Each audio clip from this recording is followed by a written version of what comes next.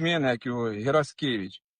Роздули, блядь, трагедію, возвеличили в ранг національного героя, назбирали ви 800 мільйонів. Оказується, у цього хлопчика тепер фонд якийсь є, і вони ще ефективніше будуть працювати.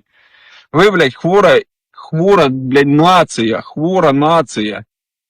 Герой України, блядь, це той, хто сидить в окопі, блядь, у норі, в підвалі, на позиції 200-300 днів, блін, не міняючись, обморожений, голодний, холодний, блін, в страшних умовах. Оце єдині герої України. А герої України, блін, хто у нас? Подивіться.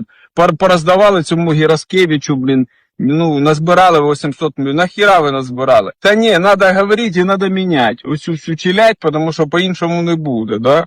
Але я дивлюся, на наступних виборах у нас уже, блядь, це ж настільки хворими, блядь, треба імбецилами бути.